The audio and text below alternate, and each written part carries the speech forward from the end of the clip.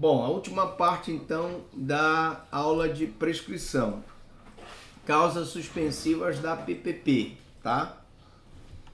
Então você vai pegar um processo e vai verificar se tem alguma causa suspensiva dessa prescrição da pretensão punitiva. Quais são as causas? Vamos lá, nós temos aqui a suspensão do processo, que é a que se decide em outra questão prejudicial. Por exemplo, questão prejudicial é aquela que a solução implica num pré-julgamento da causa, seja a prejudicialidade obrigatória, seja facultativa, sempre suspenderá o prazo prescricional. Não entendi nada, doutor Franklin, vou explicar.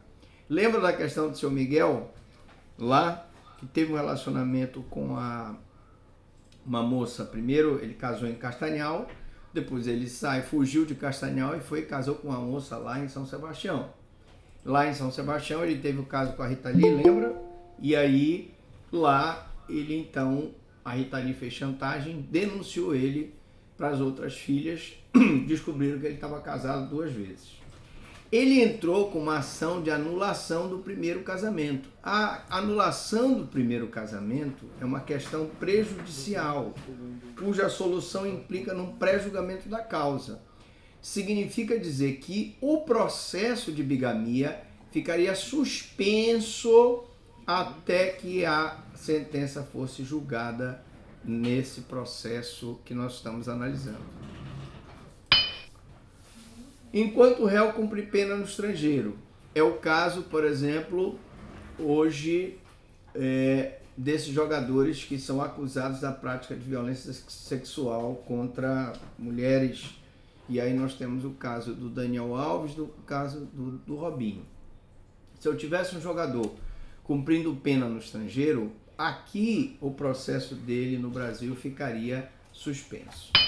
A outra questão é o indeferimento da licença para processar parlamentar ou ausência de deliberação a respeito. Como vocês sabem, nós temos o artigo 53 da Constituição Federal, que exige que para que um parlamentar seja processado, haja uma licença. E se há um indeferimento dessa licença para processar o parlamentar, é uma outra causa de suspensão do processo. Enquanto não terminar o mandato parlamentar, ou enquanto não houver deliberação a respeito da concessão da licença, a prescrição fica suspensa, tá? Então a gente não tem nenhum processo aqui contra parlamentar, mas se tiver, nós já sabemos que é um caso de suspensão do processo.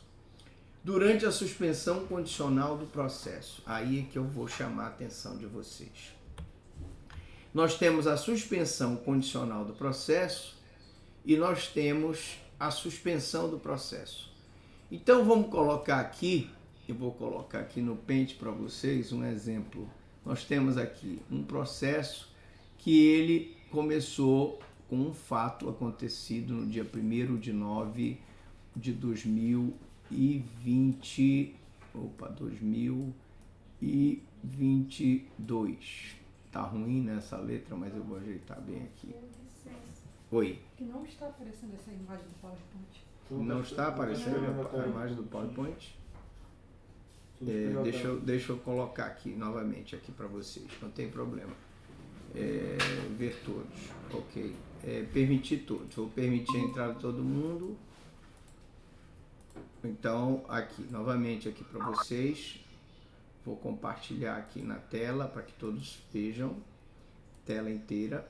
Pronto, vamos compartilhar aqui. Pronto, agora vocês estão vendo o PowerPoint. Durante a suspensão do processo. Estão vendo todo mundo? Beleza? Então, voltando à questão. Eu estou mostrando para vocês aqui que durante a suspensão condicional do processo, que é o artigo 89 da Lei 9.099, eu não vou processar e julgar o cidadão. Fica suspenso o processo. Quais são essas situações? São aqueles crimes de médio potencial ofensivo. O que é um crime de médio potencial ofensivo? É aquele cuja pena mínima é superior a 1 ano e cuja pena máxima não é superior a 2 anos. Então nós vamos ter aí a suspensão condicional do processo. Então, um exemplo de suspensão condicional do processo, qualquer crime que seja de médio potencial ofensivo. No caso aqui da violência doméstica, nós não temos suspensão condicional do processo, porque nenhum instituto do juizado especial vai caber suspensão na violência doméstica. Nem a transação penal, nem a suspensão condicional do processo, nem a audiência de conciliação, nada. Assim como também não é permitida o acordo de não persecução penal nos crimes de violência doméstica. Mas o que eu quero dizer é que se houver uma suspensão condicional do processo, e é isso que eu quero mostrar aqui para vocês, eu vou ter obrigatoriamente que suspender o processo. E a suspensão, imagine que o juiz diga, o processo ficará suspenso durante 2 anos, até que ele cumpra as condições, comparecimento reiterado na promotoria para informar suas atividades, não se ausentar do título da culpa, trabalhar, conseguir um trabalho remunerado. Esse processo ele vai estar suspenso. E isso não pode deixar de ser considerado. Então, eu coloquei uma apresentação aqui no Paint de um fato, vamos supor, tá até ruim aqui essa letra, né? 1/9/2000, tá aqui, 2022. O fato aconteceu em 1/9/2022. No dia 1/11, foi recebida a denúncia, certo? 2022. E aí, depois do recebimento da denúncia, eu tive aqui um período de suspensão do processo. De 1/11/2022 até 1/11/2023. Se o processo ele está suspenso, não vai correr nenhuma prescrição. Então, cuidado. Se eu falo durante a suspensão condicional do processo ou durante a suspensão do processo porque o réu não foi encontrado por edital, esse prazo não corre a prescrição. Vamos para um novo exemplo. Eu tenho aqui um processo de 1 de março de 2020.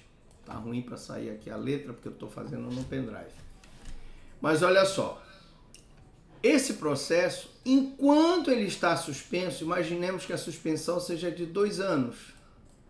Então ele ficaria do dia 1º de março de 2020 até 1º de março de 2022. Tecnicamente, 28 de fevereiro, porque se conta um dia anterior ao 1º de março. Esse período aqui, gente, ele está suspenso. Se ele está suspenso, não incide a prescrição dele. A PPP, prescrição da pretensão punitiva, ela não incide nele. Então você não conta para efeito de contagem do prazo prescricional essa situação, porque nós já sabemos que não vai ter a prescrição, porque ele está suspenso.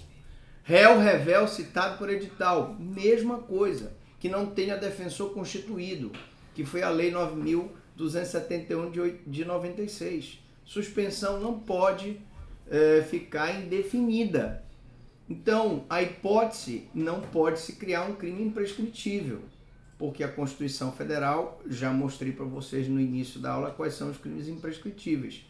Então é calculado pela pena máxima em abstrato aplicável, porque eu não tenho uma pena concreta, onde o juiz dirá até que data a prescrição ficará suspensa, ocorrendo a partir daí normalmente a prescrição em abstrato.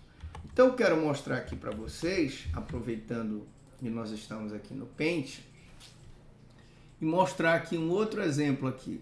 Então, um novo arquivo aqui. Ora, se eu tive aqui, por exemplo, um réu citado por edital, vamos colocar aqui de novo, 1º de março, usando aqui o março novamente, em 2020, né, 2020, tá ruim esse doisinho aqui, e esse processo ele ficou suspenso, tá? Se tratava de um crime de ameaça, vou botar aqui 147, E nós sabemos que a prescrição dele ocorre em 3 anos. Então eu terei primeiramente 3 anos de suspensão. Terei 3 anos de suspensão da prescrição. E depois eu terei os 3 anos para a prescrição correr. Então, 3 anos da prescrição da pretensão punitiva.